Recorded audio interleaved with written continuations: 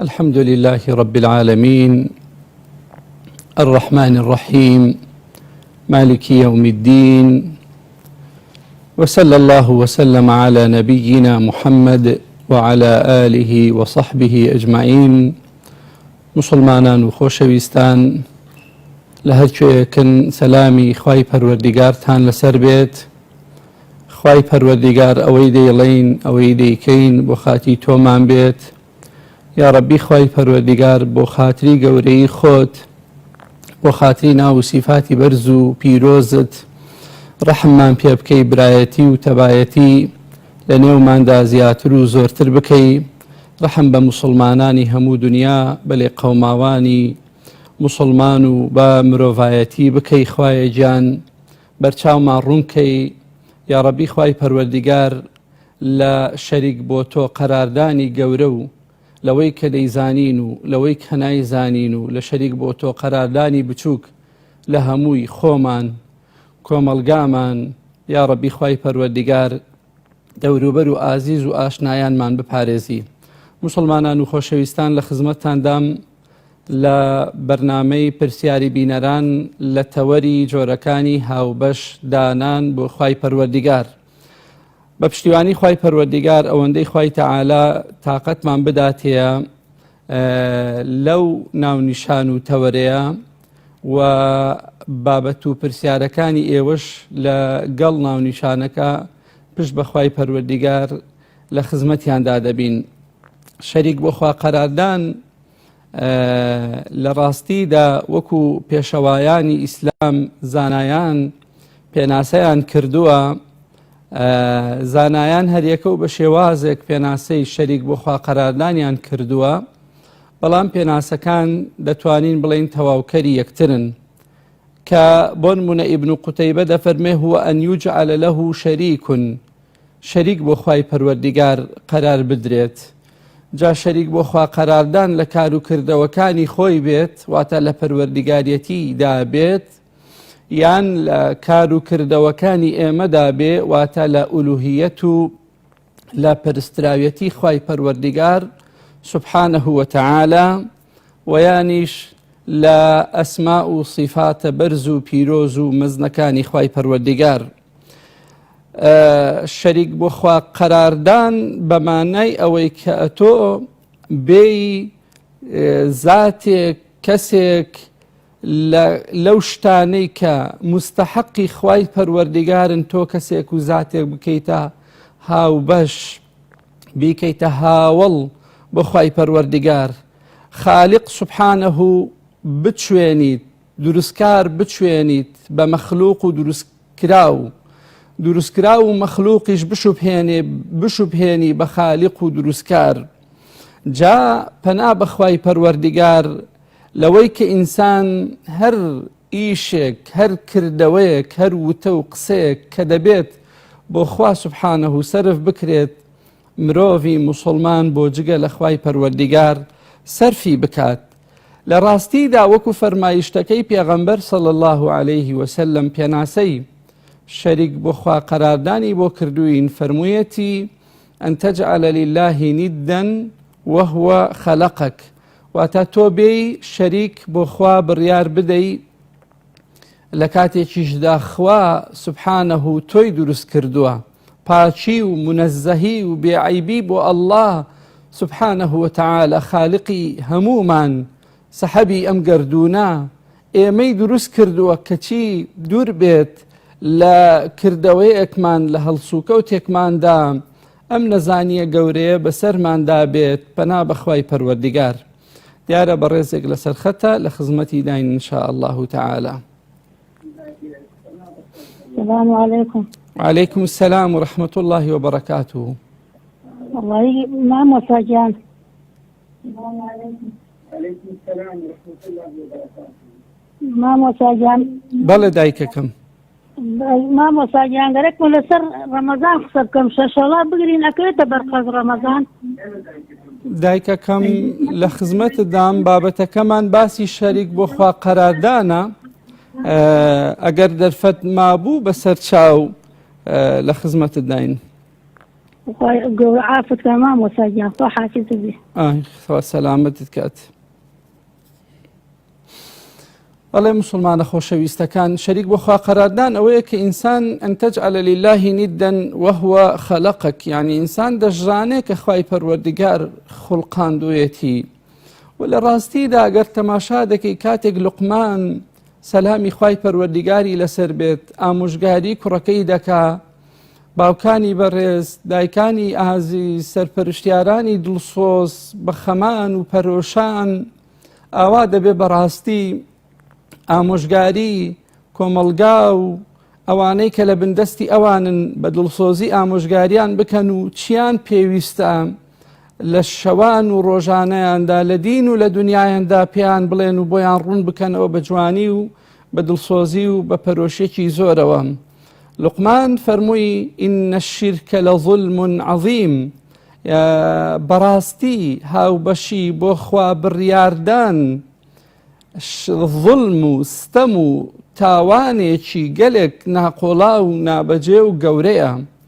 تەنانەت شەریک بۆ خوا قەراردان ئەگەر تەماشای دەکەی لە ناو گوناحەکاندا، ئین الله لا یغفر أن يشرك به ويغفر ما دون ذلك لمن يشاء.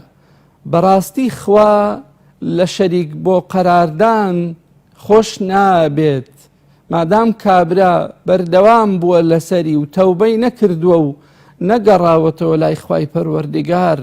ويغفر ما دون ذلك، وخوای پەروەردگار لە خوار شەریک لە تاوانەکانی تر، لە خوار شەریک بۆ خوا بڕیاردان و لە خوار کوفر، ئەگەر خوای پەروەردگار بیەوێت لێی دەبورێ و سزاشی نادا. بەڵێ مسلمانان، پەیوەندێکی تر لە سەرخەتە لە خزمەتی داین. بەڵێ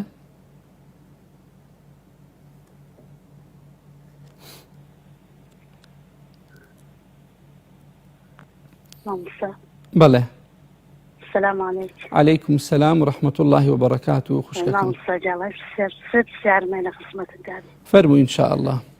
بسلام يكن يا اللهم صل على السجدة دجوت خبي دجوت خبي دور كانيش السنة كي صدق الصلاة اللي صدق النبي صلى الله عليه وسلم جايت الدعاء بكيت آية ودرسته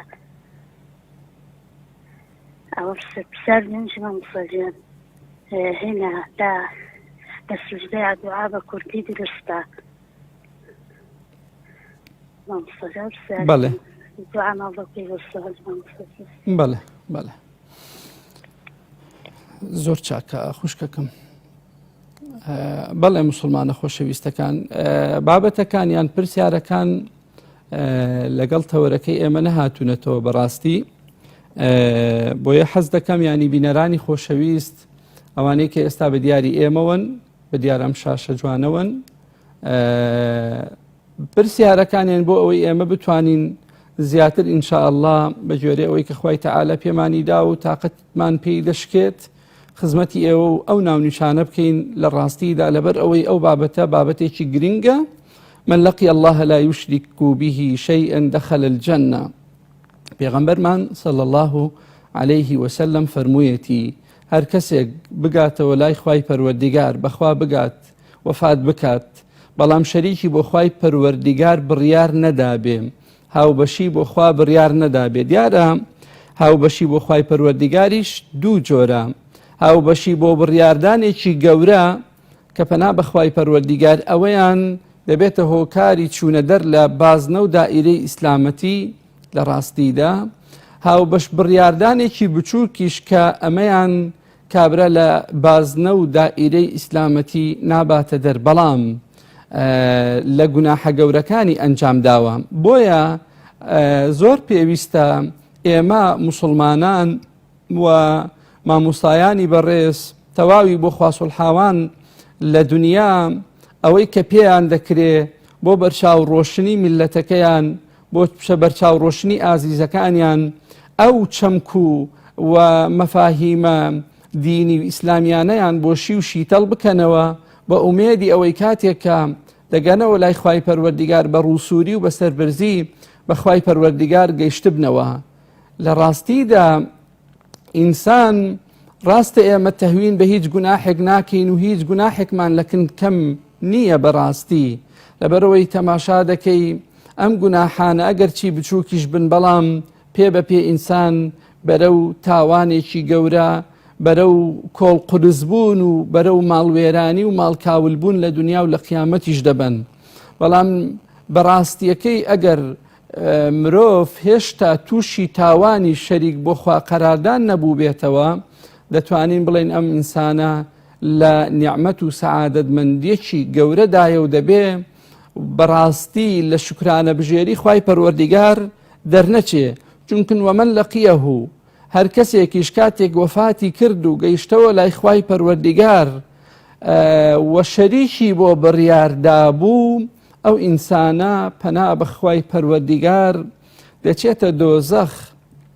دۆزەخیش و تەنانەت بەهەشت و هەموو کۆی پرۆسەی دوا ڕۆژ نە ساڵێکە و نە 2 ساڵە و نە 100 ساڵە و نە ملیار ساڵە و نە ملیۆن ساڵە و ئیتر هەر ژمارەیە کە تۆ پێت گەورەیە تەماشا دەکەی دوا ڕۆژ لەوە گەورەترە و نابڕێتەوە ئەگەر هەموو وردەبەردی دنیا کە چێ و کەژەکانیان پێکهێناوە باشە هەموو وردەبەردی دنیا ڕقم و ژمارەیەکمان بۆ دروستکەن هێشتا دوا ڕۆژ ناتوانین بڵین ئەو ڕقم و ژمارە گەورەیەشە واتە زۆر لەوە هەتا ئیتر ناژمێردرێ ئەسڵەن بۆیە ئەوەی کە لە بەهەشدا ئیتر لە سەعادەتمەندی و کامەرانی هەتاییدایە هەموو زەحمەتیەکانی دنیا ناکانە یەک سوڕانەوەی بەهەشت ناکاتە یەک ئەوەی کە کابرا بخرێتە ناو بەهەشت و دواییش پرسیاری لێ بکرێت داخۆ ئایا هیچ زەحمەتی لە دنیا دیوە لەو لاشەوە هەموو ناخۆشیەکانی دنیا ناکاتە ئەوەی بەڕاستی مرۆڤ پەنا بەخوای پەروەردیگار یەک جار بخرێتە ناو ئاگری هەموو خۆشیەکانی دنیا ناکاتە ئەوەی ئینسان یەک جار بخرێتە ناو ئاگری دۆزەخ چۆن هەموو ناخۆشیەکانی دنیا بەرتەقای یەک چوونە ناو بەهەشت نییە پەیوەندێکی ترمان لەگەڵە و لەسەر هێڵە با بفەرمێت بەڵێ بەڵێ بەڵێ فەرموو السلام عليكم. وعليكم السلام ورحمة الله وبركاته. أما سيبر الزاشي. خواهي قورة سلامتك كا قربان جان.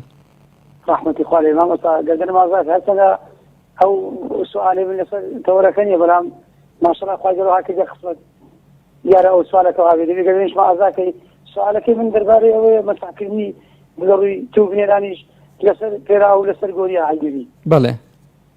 بله خود أدم كابلا شكاسم مشكم توبك خطرياتي إيشي تنكو بعاصمة ومشتعملكم يعني بزربي كاتكان أمن حجم فراون لفيدا هذا سؤالك من أولها نجدكم إن شاء الله بلام ناشكري يعني مثلا زي سرماية يعني عزرم هي سبكم من بكتب بكتب براد في خبري براي قوري بسر تشاو سر فراو يعني سر قوري عجيب بسر تشاو بسر تشاو السلام عليكم ورحمة الله. وعليكم السلام ورحمة الله وبركاته. پێغەمبەرمان صلی الله عليه وسلم لە فەرمایشتێکی مەزندا ئاگادارمانی کردووەتەوە و فەرموویەتی ئیشتەنی بوو سەبع الموبقات خۆتان لە 7 گوناحی بە هیلاکدەر و لە ناوبەر بپارێزن خۆتان بە دوور بخەنەوە یەک لەوانە شەریک بۆ خوا قەراردانە شەریک بۆ خوا قەراردان کە پێغەمبەر عیسا سەلامی خوای پەروەردیگاری لەسەر بێت کاتێک کە وقال المسيح يا بني إسرائيل اعبدوا الله ربي وربكم پەروەردیگارتان بپەرستن چونکن هەر کەسێک شەریک بۆ خوا قەرار بدا خوا بەهەشتی لێ حرام دەکات جێگەی ئەو ئینسانە ئاگری دۆزەخە و بەڕاستی زاڵم و ستەمکارەکانی هیچ پشتیوان و ئەنساڕێکیان نییە خوا بمان پارێزێت بەڵێ بەڕێزێک لەسەر هێڵە با بفەرمێت.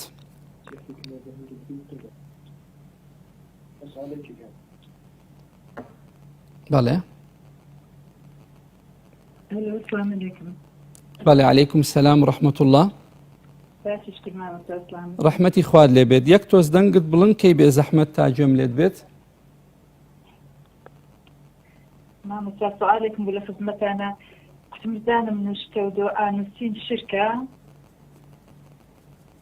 بەڵێ بەسەر چاو بەسەر چاو لە خز سؤالك كتم بمعنى تمزان كتب سحري لك رابي سحر جادو شوني باتو كاتو کەسێک کە سحر و جادووی لێکرابێ بەڵێ شوني باتو كاتو شون زاني تشيلي كدويا شوني باتو كاتو بەڵێ بەسەر چاو چاو خوش بێ دەست خوش بێ بەسەر چاو دایکەکەم ڕەحمەتی خوارد لێ بێ خوا سەلامەتتان کات خی گەورە ئاگادارت بێت ئایا نوشتە و دوعانووسین شیرکە لە ڕاستیدا ئێمە دەڵێن نوشتە و دوعانووسین ئینسان نابێ پەنای بۆ بەرێت مسلمان نییە کە تەوەکولی بەخوای پەروەردیگار بەهێزە نابێت ئاعتیمادی لەسەر نوشتە و نووسین بێ ئەگەر نوشتە و نووسینەکە ئاەتی قورئانی پیرۆز و فەرمایشتی پێغەمبەریش بێ صلی الله عليه وسلم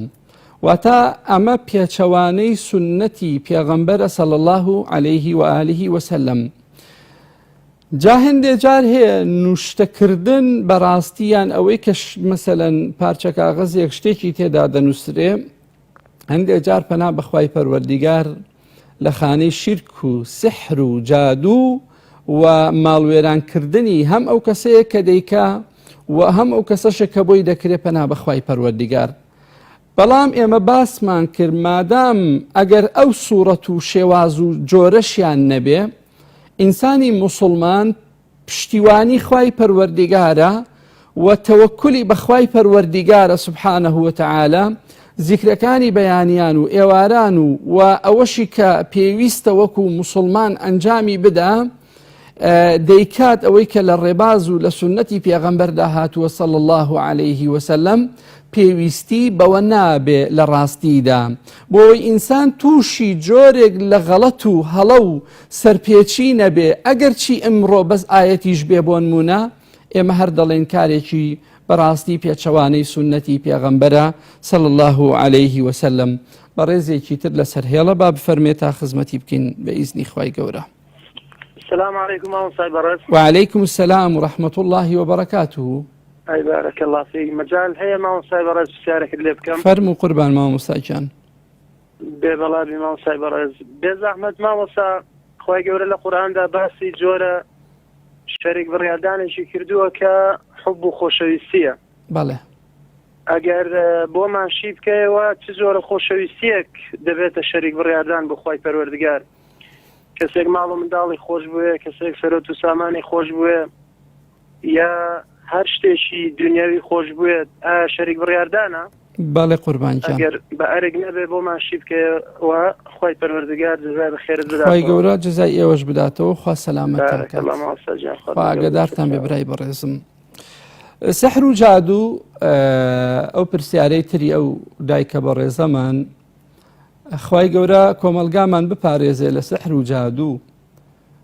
خوای گەورە بە زیادی نەکا ئەم دیاردە نەخوازرا و بە هیلاکدەرە بەداخەوە کە دەبیستیت لە کۆمەلگای موسڵماندا سحر و جادوو تەشەنە بستێنێ خەڵکێک هەبن بیکەن خوای گەورە دین و ئیمانمان بپارێزێ خۆمان خانەوادەمان کەسوکارمان ئازیزانمان مامۆستا و قوتابی و تەواوی خۆشەویستانمان و کۆمەلگامان لەم دیاردە خراپە شیرکیە کوفریە کە سحرە جادوویە بپارێزێ. کاتێک کەسێک سحر و جادووی لێ دەکرێت سحر و جادووەکەش دەدۆزێتەوە بە ئیزنی خوای پەروەردیگار خوای گەورە و میهرەبان تووشی ئەو ئیمتیحان و تاقیکردنەوەی کردووە بەڵام ئیتر ئیمتیحان و تاقیکردنەوەکەشی وا لەسەر ئاسان کردووە سحر و جادووەکەی دۆزیوەتەوە بە ئیزنی خوای تەعالە بە قورئانی پیرۆز بەتاڵ دەبێتەوە ئەو کەسە بە جوانی ئەو شتەی یان ئەو پارچە کاغەزەیان هەر شتێکە کە سحری تێدا کراوە بیهێنێت سوورەی الفاتحة بسم الله الرحمن الرحيم الحمد لله رب العالمين تا کۆتایی لەسەر بخوێنێ بە ئیزنی خوای پەروەردیگار دوایش بیسووتێنێ ڕەجا و ئومێدمان وایە لەکن خوای پەروەردیگار کە ئەو سحرە بەتاڵ دەبێتەوە. یانیش ئەگەر مەسەلەن پەڕۆیە و گرەی لێ دراوە گرەیەکان لەگەڵ هەر سوورەتی فاتحە خوێندنێکدا ئینشا الله تعالى گرەیەکان بکرێنەوە و دوایش ئەو پەڕۆیانە و شتە بسووتێندرێ دوای ئەوەی کە قورئان وەکو گوتمە ئەمانەی لەسەر خوێندراوە بإذن خوای تعالى مفعول کاریگەریەکەی نامێنێ و خوای تعالى ئەو با بڵێن ئیتر ئافرەتە یان پیاوە گەنجە یان پیرە یان هەر کەسێکە خوا نەجاتی دەدا لەو ئیمتیحانە قورسا لە ڕاستیدا. ئەو پرسیارەی تری ئەو برا بەڕێزەمان ئایا چ جۆرە خۆشەویستیەک دەبێتە شەریک بۆ خوا قەراردان؟ ئەو جۆرە خۆشەویستیە دەبێتە شەریک بۆ خوا قەراردان محەبەتێک لەگەڵ خوضوع و ژێرباری و ملکەجبوون و لە فەرمان دەرنەچوون و بە قسەکردن ئەگەر لە بێ شەرعیشدا بێ. ئەو جۆرە خۆشەویستیە پەنا بەخوای پەروەردیگار کە کەسێک بێت و کەسێکی خۆی خۆش بوێت، جا خاو خێزانێتی، خاک و نیشتیمانێتی یان هەر شتێکێتی بابووداکیشی تەنانەت پەنا بەخوای پەروەردیگار، بەڵام لە خوای خۆشتر بێ پەنا بەخوای پەروەردیگار، ئەوە چۆتە خانەی ئەوەی کە یان وەکو خوای خۆش بوێ پەنا بەخوای پەروەردیگار، تەنانەت هیچ زاتێکمان وەکو خوا خۆش ناوێ لە دوای خوای پەروەردیگاریش پێغەمبەر صلى الله عليه وسلم لە خۆمان و دایک و باوکمان و ماڵ و منداڵ و لە هەموو لایەکمان خۆشتر دەوێ. ئینسانی موسڵمان دەبێت پلەبەندی هەبێ لە ژیانیدا بۆ ئەوەی دووچاری ئەوە نەبێ کە بچێتە خانەی شەریک بۆ خوا قەراردان، ئەو شەریک بۆ خوا قەراردانەی کە پێغەمبەرمان صلى الله عليه وسلم فەرموویەتی من مات وهو يدعو من دون الله ندا دخل النار. هەر کەسێک مرد و شەریک و هاوبەشی بۆ خوا قەراردا، ئەنجا هەر جۆرە شەریک و هاوبەش بڕیاردانێک بێ لەو سێ جۆرەی کە باسمان کرد لە پەروەردیگاریەتی و کاروکردەوەکانی خوایە، یانیش لە ئولوهیەت و کاروکردەوەکانی خۆمە، یانیش لە ئەسما و صفاتی خوای پەروەردیگارە، پەنا بەخوای پەروەردیگار ئەو فعلە و ئەو کەسانە مستحقی ئاگری دۆزەخن، پەنا بەخوای پەروەردیگار و خوا هەموو لایەکمان بپارێزێ. بەڕێزێک لەسەر هێڵە با بفەرمێت.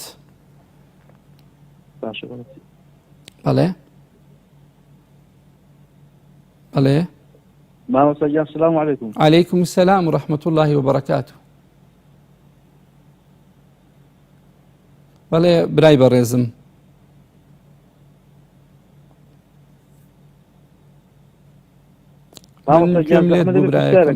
بەڵێ فەرموو.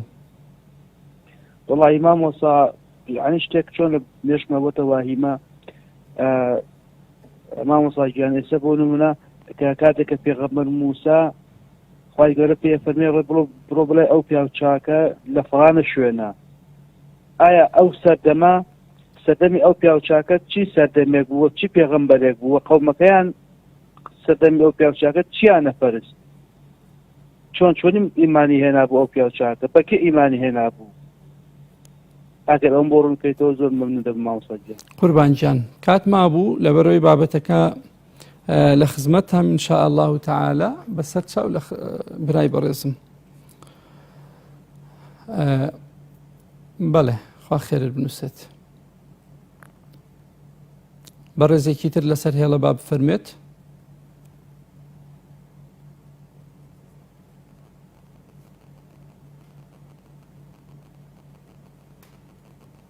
بەڵێ با مامۆستاگیان سلام علیکم. عەلەیکم السلام ورحمة الله وبركاته. باش مامۆستاگیان خوای گەورە سەلامەتتان کات. یاخوا مەفروبی دەستخۆشی بەرنامەکەت لێکم خۆشحاڵم لەگەڵ تاساکە مامۆستاگیان. برای بەڕێز و ئازیزم خۆشەویستم. یاخوا خوای گەورە مەفەقتان کە یاخوا بەردەوام بن ئینشاءڵڵا لەسەر ئامین و بەرنامەتان. ئەجمەعین خوایە لەسەر خێر خوایە. موفق بن خوای گەورە مەفەق بێ. وەڵا مامۆستاگیان زەحمەت نەبێ ئەگەر ئیشارەتێک بەشێکی بچوو بکەی مەمنونم باش کورتیش بێت.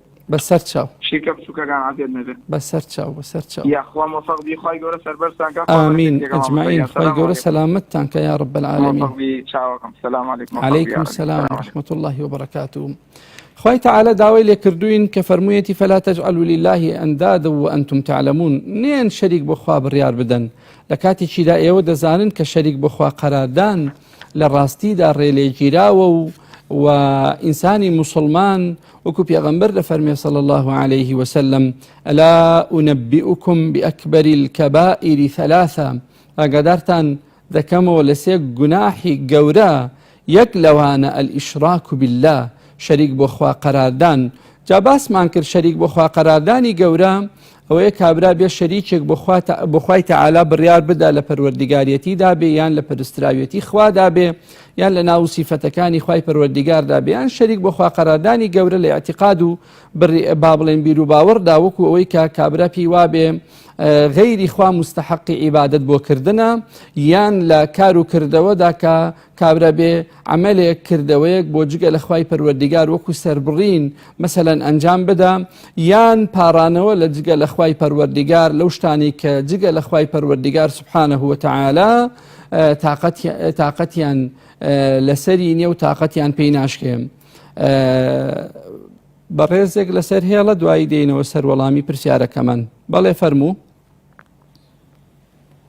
السلام عليكم. عليكم السلام ورحمة الله وبركاته.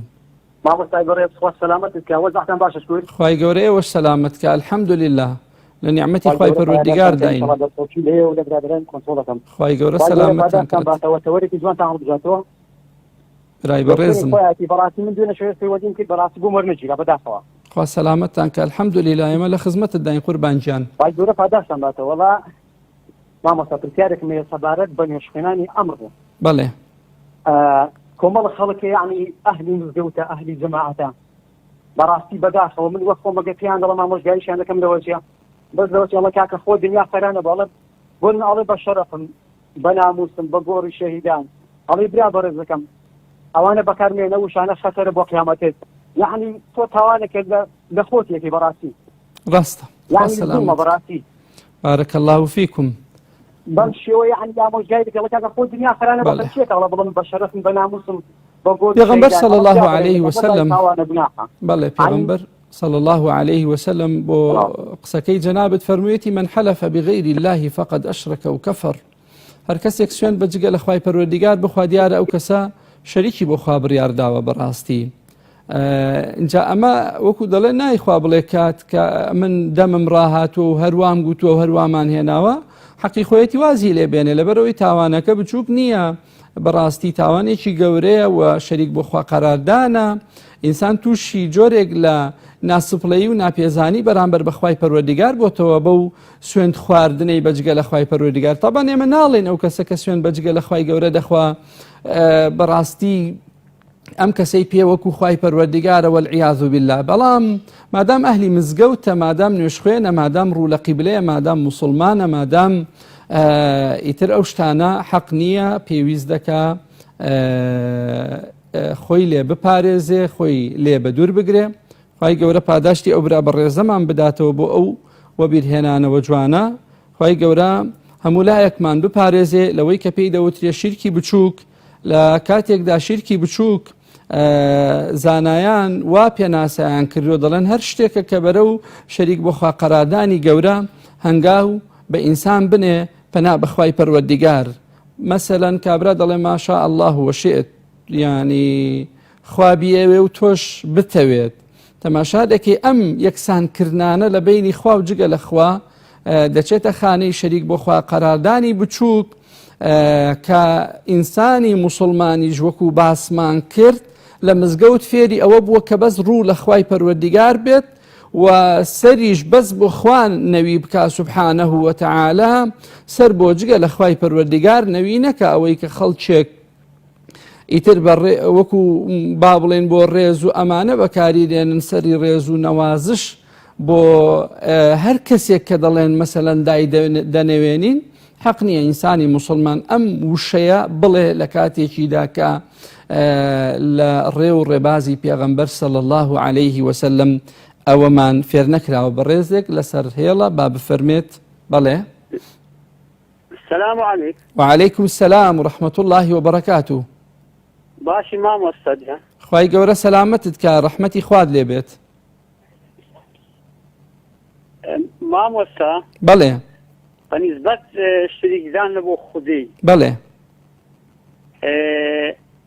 کاکەر نوکا من مامۆستایەکی وچیتی بەڕێز بەڵێ لە بەخاتری ئەو عیلمەی و لە بەخاتری کەرامەتی تو برێن بەسەری ئەو مامۆستای هۆبی ئەبیتە شریک ئانە خوای گەورە خێرت بنووسێت برا بە ڕێزەکەم. ڕێزگرتن لە خەڵک بەڕاستی نیشانەی ئیمان و خواناسی و دینداریە. ئێمەش پەروەردەی ئیسلامیمان وای فێر کردوین، پەروەردەی جوانی دایک و باوک و ناوخێزانمان وای فێر کردوین کە ڕێز لە با بڵین خەڵک بگرین، بەڵام ئەو ڕێزە نەگاتە ئاست و ئەندازەی ئەوەی کە وشەیەک بڵین یان کردەوەیەک بکەین ئەو کردەوەیە ببێتە شەریک بۆ خوا قەراردان. ئەوەی جەنابەت دەیفەرمووی هەر دەچێتە خانەی ئەوەی کە باسمان کرد پێشتر کە فەرمایشتەکەی پێغەمبەریشمان لەسەر هێنایەوە صلی الله عليه وسلم و فەرمووی من حلف بغیر الله، هەر کەسێک سوێن بخوا بەجگە لە خوای پەروەردیگار ئەوە شەریکی بۆ خوا قەرار داوە. ئەوەی کە هەر دەبێ سوێن بخوا با سوێن بەخوای پەروەردیگار بخوا سبحانه وتعالى. سوێن بەخوای پەروەردیگار ئیتر ئەگەر کابرا قەناعەتی پێنەکە ئەوە جۆرێک لە زەعیفی و لە لاوازی بەڕاستی لە ئیمانی ئەو کەسەدایە کە تۆ سوێندی بۆ دەخۆی. هەندێک جار هەیە پەنا بەخوای پەروەردیگار خەڵکەکە دەڵێن وەڵا لەبەر ئەوەی کابرا قەناعەت ناکە ئەگەر سوێندی بۆ بە فڵان کەس نەخۆین بۆ نمونە. یان هەندێک کەسێ دەڵێن وەڵا ئێمە خوامان زۆر پێمەزن و گەورەیە ڕوومان نایە خوای تەعالا لە هەموو جێ و شوێنێک سوێندی پێ بخۆین. ئەی بەڵام بۆشت نییە سوێندیش بەجگە لە خوای پەروەردیگار بخۆی بۆ ئەوەی دووچاری ئەو جۆرە شەریک بڕیاردانن نەبیتەوە کە وەکو باسمان کرد حرامە و لە گوناحە گەورەکانە لە مەرتەبەک و لە ڕیزی دوای شەریکی گەورە بۆ خوا قەراردان دێ. لە ڕاستیدا عولەمایانیش لەسەر ئەوە کۆکن کە ئەو کەسەی تاوانی شەریک بۆ خوا قەراردانی بچووک ئەنجام دەدا وەکو گوتمان لە دائیرە و بازنەی موسڵمانیەتیدا ماوە و لە ئاگری دۆزەخیش هەتایی نامێنێتەوە، بەڵام دەبێت وریابێت لەو با بڵین عیبادەتانەی کە بە دڵ ئەنجام دەدرێن و لەو عیبادەتانەشی کە با بڵین وەکو ئینسانی موسڵمان کە پێویستە بۆ خوای تەعالا ئەنجامیان بدا. بۆ نمونە ڕیا بریتە لەوەی کە ئینسان کاتێک کە نوێژ دەکا، کاتێک کە خێرێک دەکا، کاتێک کە باشێکی لێ بە دەردەکەوێ مەبەستی خوا و جگە لە خوش بێ پەنا بەخوای پەروەردیگار. ئەو مەبەزبوونی دەستخۆشی و پێدا هەڵگوتن و مەدحکران و هەروەها دەستکەوتەکانی لای مرۆڤەکان پەنا بەخوای پەروەردیگار دەچێتە خانی ڕیا بۆ خوا بڕیاردان و ئەمیش کە جۆرێکە لە هاوبەشی بۆ خوا پەنا بەخوای پەروەردیگار. ئینسان دەبێت ئاعتیمادی لەسەر خوا بێ لە ورد و لە درشتیدا بۆ ئەوەی کە ئینسانێکی موحید و یەخواپەرست بێ. کاتێک کە دەگاتە سەرەمەرگ دڵی خۆش بێ بەوەی کە مژدەی پێ بدرێ، بەوەی کە ئەو مەلائیکەتانە ببینێت کە دەموچاویان گەشاوە و نورانیە، دەموچاویان ڕەونەقدارە، مرۆڤ دڵی پێیان خۆش دەبێ.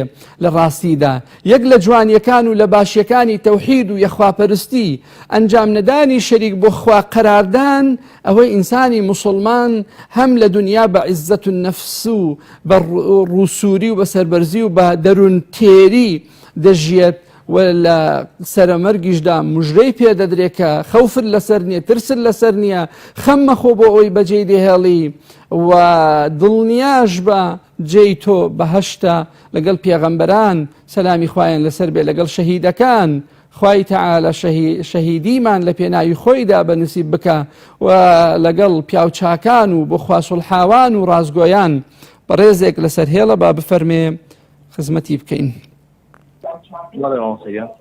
بەڵێ بەڵێ فەرموو.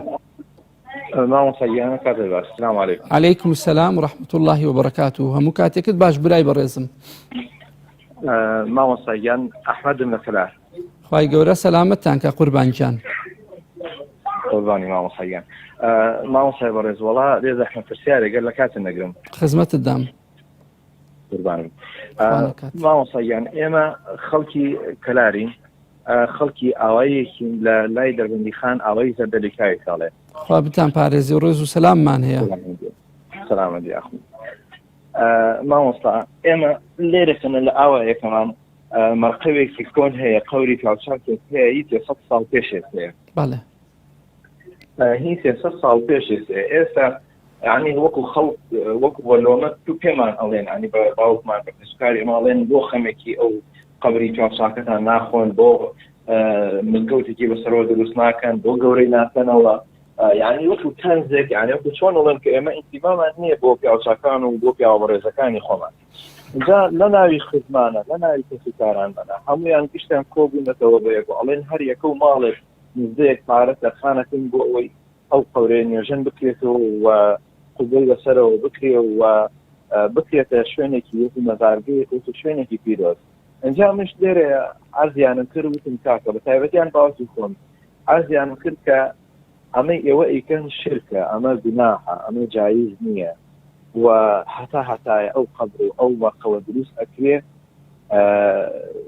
گوناح بۆ ئێوە لەسەر ئەوە تێت ئامۆژگاری تۆ بۆ ئێمە چییە ئامۆژگاری تۆ بۆم خزمانەی ئێمە برای بەڕێز و خۆشەویستم خی گەورە سەلامتتان کات جێی خۆشحاڵیە بەڕاستی برایەکی عەزیز خوشکێکی بەڕێز لە هەر جەیەکی ئەم کۆمەلگایە لە ناو خاو خێزانی خۆی دڵسۆزانە پەرۆشانە ئامۆژگاری کەسوکاری خۆی دەکا وەکو کوڕێکی بچووکیان وەکو کچێکی دڵسۆزیان لە ڕاستیدا لە خزمەتی دایک و باوک و کەسوکاری خۆی دایەتی برای خۆشەویستم خوا خێرە بنووسێ و لە خزمەتت دام وەڵامی بەڕێزت دەدەمەوە هەڵبەتە ئەو خزمە بەڕێزانەی ئەوێ سەلام و ڕێزمان بۆیان هەیە و دوعای خێریان بۆ دەکەین و خوای تەعالا ئیخلاس و بۆ خوا سوڵحاویان زیاد بکا و بیان پارێزێ لە هەموو دەرد و بەڵایەک و خوای تەعالا چی خێری دنیا و قیامەتە بۆیان بێنێ و لە دەرد و بەڵا و خەم و پەژارە بیان پارێزێ لە ڕاستیدا ڕێزگرتنی پیاوچاکان ئێمە فەرمانمان پێکراوە و دوعا بۆکردنیان بەشێکە لە ویردی ڕۆژانەمان لە ڕاستیدا ئێمە دەبێت کە سوکاری خۆمانمان لەبیر بێت بە بەردەوامی دوعای خێریان بۆ بکەین حتا جاروبار ئینسان دەتوانێت خێر و سەدەقەش بۆ ئازیز و دۆستەکانی کە پێش ئەو ڕۆیشتون ئەنجام بدات بەڵام ئەو هەنگاوەی ئەو خزمانە کە دەستیان ماچ دەکەم و ڕێز و سەلامم بۆیان هەیە لە ڕاستیدا هەنگاوێکە پێچەوانەی هەنگاوەکانی پێغەمبەر صلی الله عليه وسلم و پێچەوانەی ئەوەیە کە پێغەمبەری خوا صلی الله عليه وسلم ئاگاداری کردوینەتەوە تەنانەت ئێمە ئامۆژگاری موسڵمانان دەکەین کە ئازیزێکیان لێ دەمرێ خۆشەویستێکیان لێ دەمرێ نەڕۆن قبری ئەو ئازیز و دۆست و خۆشەویستیان بڕازێننەوە چیمەنتۆی بکەن گەچکاری و ئیتر ڕازاننەوە و قوبە و گومەز و ئەو تەلبەند و نازانم چی و شوورەی ئەوانەی بۆی دەکرێ بەڕاستی نەیکەن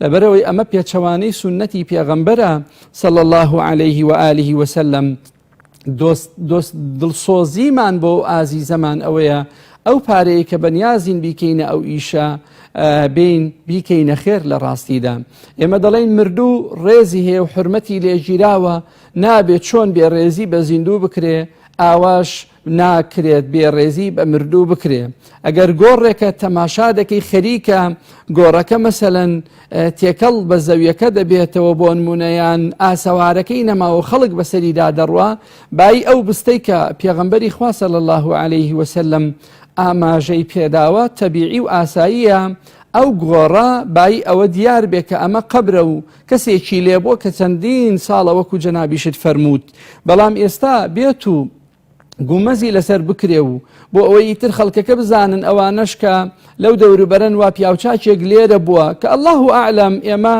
300 ساڵ پێش ئێستا نەژیاوین بەڕاستیەکەی هیچ علم و زانستمان بەرامبەر بەوە نییە حەقیقەتەن بەڵام کە دەڵێن پیاوچاکە ئینشاء الله تعالى ڕەجامان وایە خوای تعالى لەگەڵ پیاوچاکان لە خزمەت پێغەمبەر صلی الله عليه وسلم کۆمان بکاتەوە بەر شەفاعەتی سەروەر و نازداری مرۆڤایەتی و گەورەی پێغەمبەرانمان بخا صلی الله عليه وسلم بەڵام ئەم کارە قەطعاً دروست نییە کارێکە پێچەوانەیە هەر شتێکی لێ بکەوێتەوە لەو هەنگاوانەی ئەو خزمانە لە دواییدا خەڵک بە دەوری بسوڕێتەوە و بیپەرستن و دوعای لێ بکەن و لێی بپارێنەوە و نەزری بۆ بکەن و سوێندی پێ بخۆن و تەوافی بە دەوردا بکەن و ئیتر ڕۆژێک لە هەفتە دیاری بکرێ بۆ ئەوەی کە هەر کەسە بۆ مڕاست حاصل بوونەکانیان سەردانی بکەن وەکو عیادەیەکی با بڵێن تایبەت و پسپۆری لێبێ ئەو باڵەکەی بە ئەستۆی ئەو کەسانە دەبێت کە بەڕاستی ئەو نیەت و بیرۆکەیان هەیە ئەو پارێش کە لەوەدا سەرف بکرێ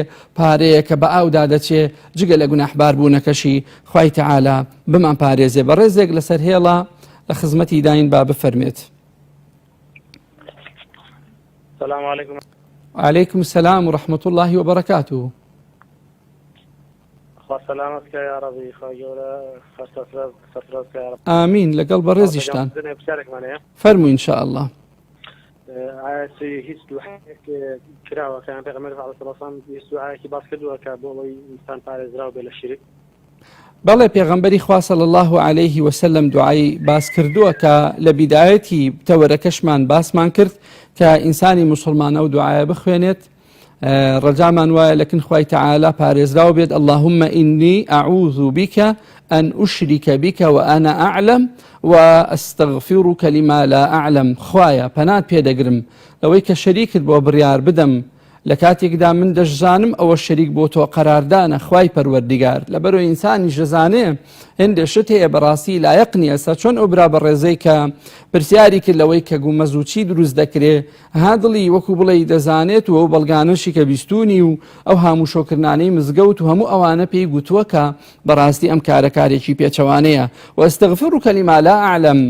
وخوایە پەنات پێدەگرم داوای لێ خۆشببوونت لێ دەکەم لە شتێکیش کە بەڕاستی من پێی پێ نەبووم و نەیزانم لەبەرەوەی ئێمەش مرۆڤین و دووچاری نەزانین و کەم و کورتی و نوقستانی دەبینەوە. گرنگ ئەوەیە تەوبە بکەین، گرنگ ئەوەیە بگەڕێنەوە لای خوای تەعالا، گرنگ ئەوەیە ئێمە خوای تەعالامان لە هەموو با بڵێن شتێک خۆش تر بوێت ئەوەی کە دەیکەین. یعنی تۆ زۆر جار هەیە هێندێک دابوونەریتی کۆمەڵایەتی گەرچی بە ڕێزێکیش لەسەر خەتە هێندێک دابوونەریتی کۆمەڵایەتی خەڵک ئەنجامی دەدا. یعنی ئینسان لە بینی ئەوەی کە بۆ خوای تەعالای بێ و لە بینی ئەوەشی کە بۆ خوای تەعالای نەبێت زۆر ئاساییە ماوەیەک لەگەڵ خۆت ڕابمێنە. هەندێک جارێک کابرا دەڵێت چ بکەین لەبەر عیبە باشە هەدیە و دیارەکە بۆ خزمێک و بۆ دۆستێک و بۆ ناسیاوێکی دەبا یعنی نیەتەکەی حیساب کە بۆ خوای پەروەردیگاری نییە.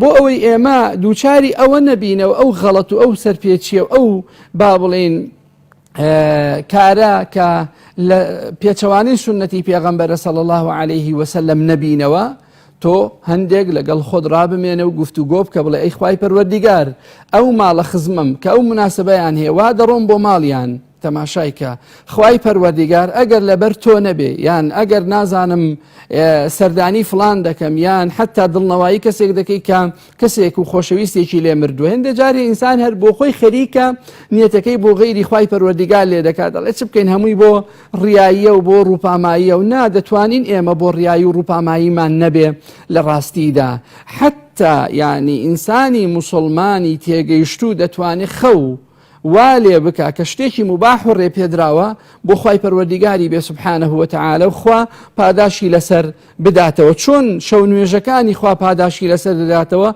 ئاواش خەوەکەی ببێ بەخێر و بە حەسەنات و بە چاکە بەو ئەندازێ ئینسانی موسڵمان دەتوانێت بەڕاستی ئەوەی ئەنجامی دەدا ئەوەی دەیکا بۆ خوای تەعالای بێ. زۆر گرنگە ئێمە بە ئازیز و خۆشەویستانی خۆمانی بڵێین ئایا کەسێک کە دووچاری شەریک بۆ خوا قەراردان بۆوە باشە چی بکات چی پێویستە لەسەری ئێمە دەڵێن واجب لەسەری ئەوەیە تەوبە بکە بۆ لای خوای پەروەردیگار بگەڕێتەوە سبحانه وتعالى کاتێک کە خوا فەرموویەتی وتوبوا إلى الله جميعا أيها المؤمنون لعلكم تفلحون ئەی ئیمانداران هەمووتان بۆ لای خوای پەروەردیگار بگەڕێنەوە و تەوبە بکەن باش يعني بەگەڕانەوەتان بۆ لای خوای پەروەردیگار ئێوە فەلاح و سەرفرازیتان بەنسیب دەبێ و هەر چەندە کابرا شەریکیشی بۆ خوا قەراردا بێ ڕەجامان وایە لەکن خوای تەعالا بێهیوانە بێت چاوی لە ڕەحم و میهرەبانی خوای پەروەردیگار بێ لەبەرەوەی إن الله يغفر الذنوب جميعا إنه هو الغفور الرحيم ئەو ئاەتە لە ڕاستیدا هەدیەکی گەورەیە. من نامەوێت حەقیقەتەن ئەم ڕێچکەیە دابێنم لە وەڵامی ئەو پرسیارانەی کە پەیوەندیان بە تەوەرەکەوە نییە بەڵام ئەوەی کە خوای تەعالا یارمەتیمان بدا چەند پرسیارێک وەڵام بدەینەوە و ئینشاء الله ناژبێتە وەکو بڵێ ڕیچەشکاندن و ڕێخۆشکردن بۆ بابەتەکانی تر و بۆ مامۆستایانی بەڕێزی دوای ئێمە ئەو بەڕێزەی کە پرسیاری مەسحکردنی کرد لەسەر پێڵاو یا لەسەر گۆرەوی ئێمە دەڵێن کاتێک کە تۆ گۆرەویەکەت بە خاوێنی لەبەر کردووە لە پێ کردووە یان پێڵاوەکەت با بڵێن بە شێوازێکە گوێزینگت دادەپۆشێ وەکو پۆستاڵ و ئەوانە وایە مەسەلەن وەکو جزمە و ئەوانە وایە بۆ نمونە ئەگەر باسی گۆرەویەکە بکەین لە ڕاستیدا خەڵکەکە زیاتر ئەوی لە پێ و ئەو بەکاردێنێ گۆرەویەکە کە بە خاوێنی لە پێی کردووە و ئەو کاتەشی کە دەستنوێژی هەبووە دەتوانێت بۆ ماوەی شەو و ڕۆژێک مادەم لە ماڵەوەی و لە سەفەردانیە ئەنجا پیاوە یا ئافرەتە مەسح لەسەر گۆرەویەکەی بکە واتە دەستی تەر بەسەر سەری گۆرەویەکەی بەسەر سەری قاچی بەسەر سەر پێیەکەی دابێنێ بەو شێوازە سەرپێیەکە دەستی تەری بەسەر دادێنێ کاتێک کە دەستنوێژ هەڵدەگرێ هەموو ئەندامەکانی دەستنوێژی دەشوە بەڵام گۆرەویەکە داناکەنێت دەچێتە سەر ئاو گۆرەویەکە داناکەنێت دوای ئەوەی کە ئەندامەکانی دەستنوێژی ششت و گەیشتە قاچ ششتن پێیەکانی ناشوات لەبەر ئەوەی پێشتر وەکو گوتمان گۆرەویەکەی بە خاوێنی و بە دەستنوێژەوە لە پێ کردووە بۆ ماوەی شەو و ڕۆژێک ئەگەر مسافریش بوو بۆ ماوەی 3 شەو و 3 ڕۆژ ئینشاء الله تعالی ئەوە دەتوانێت ئەمە بکات بەنسبەتی ئەوەی کە کابرا پێش خەوتن 100 سەڵەوات لەسەر پێغەمبەری خوا بدە صلى الله عليه وآله وسلم ئینسانی موسڵمان چەندی دەتوانێت سەڵەوات لەسەر پێغەمبەری خوا بدە صلى الله عليه وآله وسلم لەوە باشتر نییە حقیقەتەن ئەوە دڵخۆشیێکی گەورێ و ڕەجاوە نزیکترین کەس بێ لە پێغەمبەری خوا صلى الله عليه وآله وسلم ئەو کەسانەی کە وەکو گوتمان سەڵاواتی زۆر لە پێغەمبەر دەدەن صلى الله عليه وسلم بەڵام وەکو جۆرێک لە دینداری لێنەیە کە پێی وابێ ئەگەر مەسەلەن ئەم وەکو زیکری خەوتن وابێ لە لای 100 جار سەڵاواتدان لە پێغەمبەر ئەگەر ئەوە نەکایانی زیکرێکی نەکردو و لە پێغەمبەرەوە بۆی هاتو جار و بار پێی ناکرێ یان لە کاتی تردا دەیکا یان بۆ خۆی مەسەلەن ئەم شەو حەزی لێیە بیکاتە 150 جار سەڵاوات لەسەر پێغەمبەر صلى الله عليه وسلم إن شاء الله تعالى هیچ مەناعەتی تێدا نییە بەنسبەتی ئەوەی کە ئایا شەشەڵان لە بری قرز دەکەوێ ئێمە دەڵێن شەشەڵان لە بری قرز ناکەوێ لە ڕاستیدا شەشەڵان عیبادەتێکە هەر کەسێک ئەنجامی بدا وەکو ئەوە وایە 2 مانگ بە ڕۆژوو بوو بێ ڕمانجی ڕەمەزانەکەشی وەکو ئەوە وایە کە 10 مانگ بە ڕۆژوو بوو بێ بە هەردووکیان دەبێتە ساڵێکی کامل بەڵام ئەو کەسە دەتوانێت پێش ئەوەی کە با بڵێن ڕەمەزانەکە بگرێتەوە ئەگەر بۆی ئیمکان شەشەڵانەکە بگرێت باشترە بەڵام ئەگەر کابرا نەتوانە و ناتوانێت ئیلا دەبێت با بڵێن قەرزەکانی بداتەوە با قەرزەکانی بداتەوە خوای گەورە عاقیبەتمان بەخێر بجێڕێت ڕەحممان پێ بکە خوای تەعالە کۆمەڵگامان سەلامەت بکە لە هەرچی دیاردەیەکی دزێوە لە شەریک بەخوا قەراردانی گەورە و بچووکە جا ئەو شەریک بەخوا قەراردانە لە ئەوەی کە پێی دەوترێ شیرکی قبرپەرستی و گۆڕپەرستی و هاوارکردنە غەیری خوا یانەوەشی کە پێی دەوترێ شیرکی بڕیار و فەرمانوەرگرتن لە جگە لە خوای پەروەردیگار ئێمەی موسڵمان لە کاتێکدا کە خوای پێغەمبەرمان صلی الله عليه وسلم ئاگاداری کردوینەتەوە فەرموویەتی لا طاعة لمخلوق إلا في معصية الخالق هیچ گوێڕایەلی هیچ مەخلوق و دروستکراوێک ناکرێت لە مەعسیەت و سەرپێچی خوای پەروەردیگار بۆیە بەڕاستی ئەوە ڕێ و ڕێبازی ئێمەیە کە ئێمە بایەخ بە هەرچی شەریک بۆ خوا قەراردانە لە کۆمەلگا دەمانەوێت نەمێنێ لە ڕاستیدا نەک ئەوەی بمانەوێت جۆرێک شەریک بڕیاردان نەمێنێ و کە با بڵێن بەلای خەڵکانێکیشەوە مەسەلەن نەمابوو بێت یان کەم بوو بێتەوە نەماوە یان کەم بۆ تۆ لە هێندێجێ ئەوە فەزڵ و منەتی خوای پەروەردیگارە لەسەر کۆمەلگاکان لەبەرەوەی کۆمەلگاکان تا شەریکیان بۆ خوا قەرار نەدا یان شەریک بۆ خوا قەراردانیان تێدا نەبێ ئەو کۆمەلگایانە پڕ لە خێر و بەرەکەتن ئینشاء الله تعالی و هیچ جۆرە شەریک بۆ خوا قەراردانێکی تریش لە با بڵێن بەگوێکردنی هیچ کەسێکی دی لە فەرمانێک و لە یاسایەک و لە ڕێسایەک لە پێچەوانەی فەرمانی خوای پەروەردیگار ئێمە لە ڕاستیدا نە لەگەڵین و بانگەوازیشمان بۆ ئەوەی هەمومان دەست بە قورئان و سنەتەوە بەرەوە بگرین، برایەتێکی ڕاستەقینە لەگەڵ یەکتر بکەین، دڵسۆزی یەکتر بین، دوور بین لە هەموو ئەوەی کە خوا پێی ناخۆشە، ئەوەی کە بە زیانی کۆمەلگامان دەشکێتەوە، ئەوەی کە زەرەر لە برایەتیمان دەدا، ئەوەی کە پێچەوانەیە بە قورئان و بە فەرمایشتەکانی پێغەمبەر صلی الله عليه وسلم. هەمومان دەبێت چاومان لەوە بێ کاتێک کە وفات دەکەین دەگەڕێنەوە لای خوای تەعالا محروم نابین لە دیتنی پێغەمبەر صلی الله عليه وآله وسلم و لە دیتنی پیاوچاکان، لە دیتنی ڕازگۆیان، لە دیتنی شەهیدەکان. خوای تەعالا ڕەحممان پێ بکەی و عاقبەتمان بەخێر بجێڕی. آمین والحمد لله رب العالمين. خوا جزای هەموو لایەک بداتەوە بەخێر. قل هل يستوي الذين يعلمون